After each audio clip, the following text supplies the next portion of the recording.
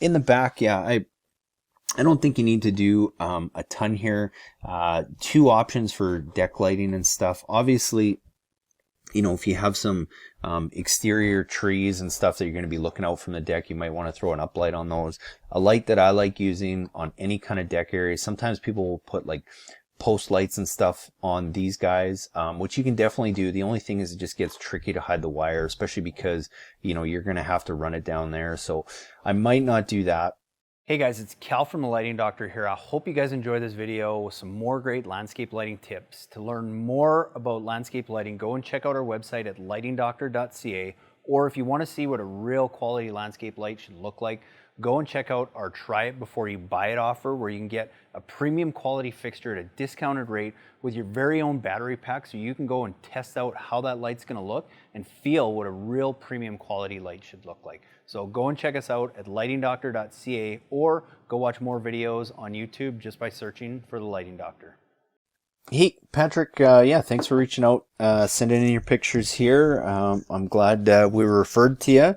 I think you got a great little property here for some landscape lighting. So I'll show you just a couple of really simple things that I think you could do, as well as a couple things you may want to do. It just kind of depends, but the one thing, I'll just kind of show you an example so you get a visual, but I'm going to talk a little bit about lighting the kind of some of the stone columns and stuff you have here. Obviously the garage, the driveway is already built, so you may not be able to do some of these options, but I do like the idea of highlighting some of the second story peaks. You said kind of the trees on the corner, so this is a good visual of what I think you could get your house to look like. But really what I would do is I would just start with some uplights like these in a couple different areas, and it would mainly be on kind of these columns that you have here across the front. I would kind of have 4 of those just behind where you have the bricks. The real key is you don't want to bring them too far back. You just want to have them maybe 12 to 18 inches back and having them shine more upright so they get the nice stonework you have, as well as the columns, and that light kind of hits the top here. And it almost kind of lights this whole archway, gives you a little bit of reflective light back down in the bed. So I definitely like doing that on those 4 columns that you have there. Depending on what you guys decide to plant here, what you could do, and a lot of times people will, one of 2 things really, is either you can use some path and garden lights, and I like it because it creates a contrast between some uplighting and then some downlighting. So you can either have like 2 path lights in here, and then maybe you have like 2 path lights in here that help light the walkway, but then also light the beds down below that you're going to have a little bit. The other option is if you're going to kind of plant some unique plants or unique statues or features in between where you're going to have those columns, that's where you might want to use a wash light instead to highlight that. Very similar to an uplight, it's just as a softer, wider angle, more subtle light. So I like both of those options. It just kind of depends what you're going to be putting there. If you are going to have some new taller trees going up in the corners, you definitely want to get some accent lights on those. It just helps round out the whole viewing angle, and I'm assuming you mean here and over here. You're going to do that, so it would create a nice balance if you have those same uplights that you're going to use over here. The real key, and what I see a lot of people make the mistake of, is they try and bring those lights too far back and shine them at the canopy, whereas really if you can get them a little closer to the base and have them shining more upright, you're going to get a better effect. So that's really what I would do for the front of the house there. Same thing, I'm assuming there'd probably be a tree or something going on here. If not, this would be another one where I would still throw an uplight on here just to match the lighting of the columns that you've kind of done over there.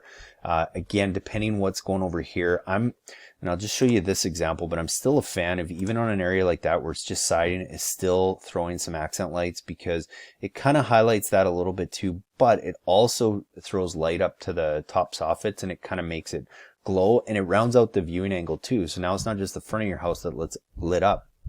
As you're coming to the side of the house, you also have that lit up. And then, example of how you kind of have that corner tree light here.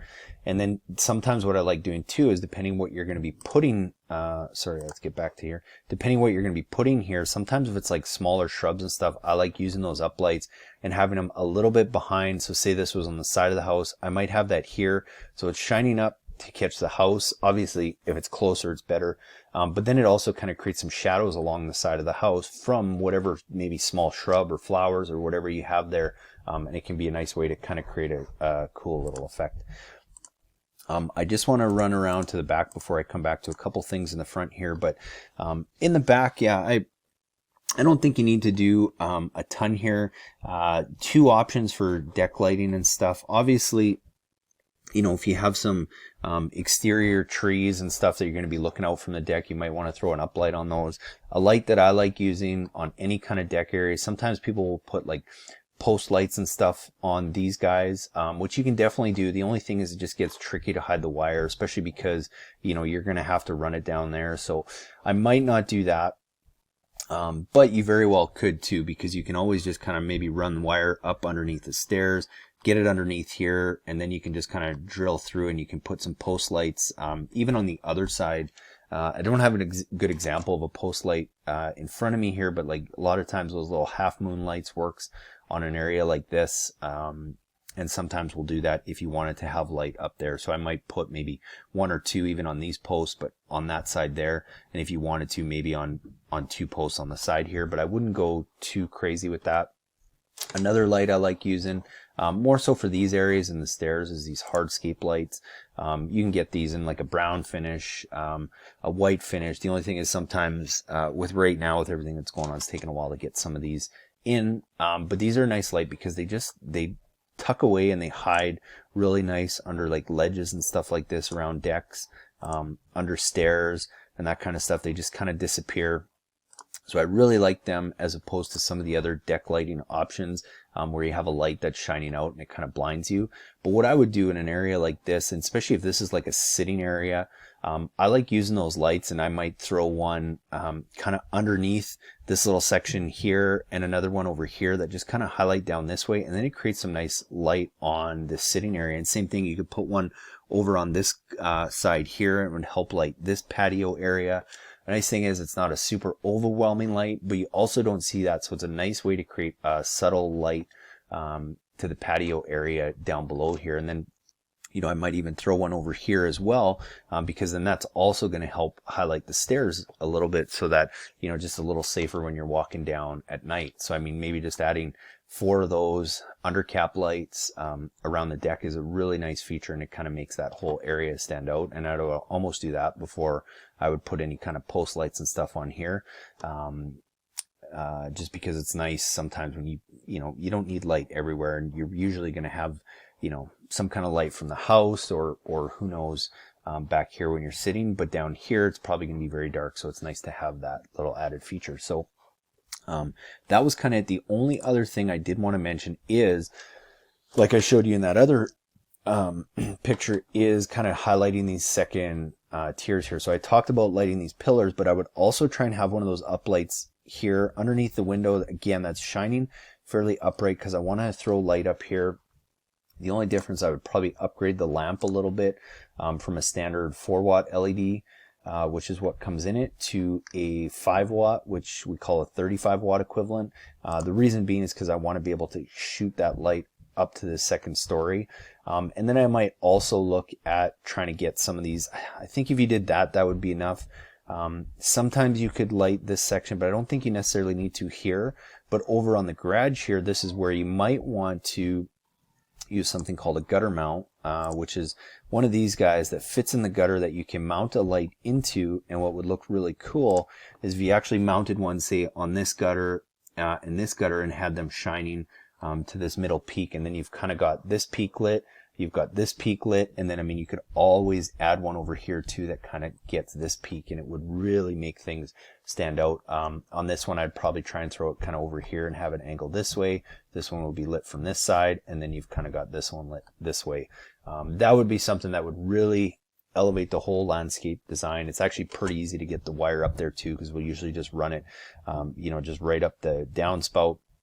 All the connectors are waterproof, so you can make them in the gutter. You use your mount, you screw your light in, and you're all set to go. So hopefully that gives you some good ideas. Let me know what you think. We can always help you design a kit, or you can always play around on the website, add the different lights to your cart, and just kind of go from there. But more than happy to help with any other questions you have. Thanks, Patrick.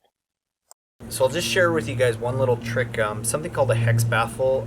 Where we use these is just to deflect the glare off the uplight. So sometimes if you have an uplight like this that's close to an area where people are going to be walking, it's not necessarily going to be pointing in their face or in their eyes or anything, but just to help keep that light a little bit more concentrated when they're looking at it from an angle.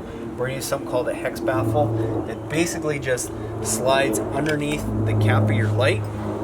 It goes over the lens, over the light and under the lens, and snaps back on.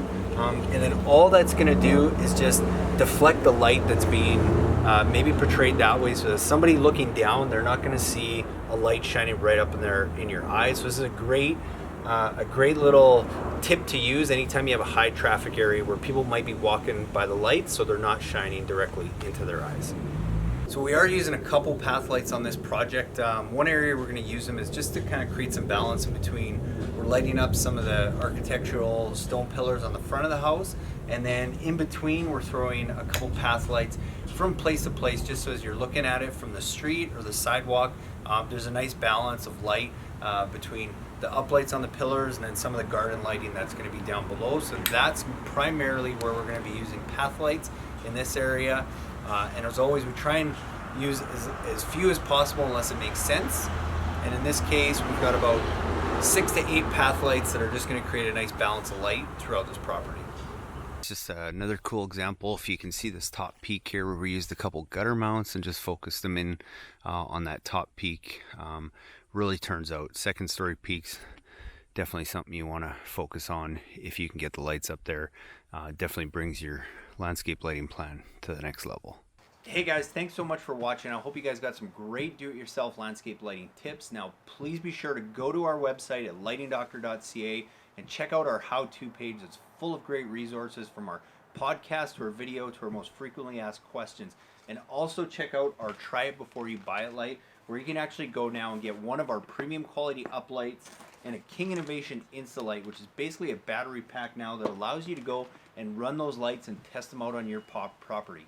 Try it for 14 days. If you don't love it, send it back to us and we'll give you a full refund.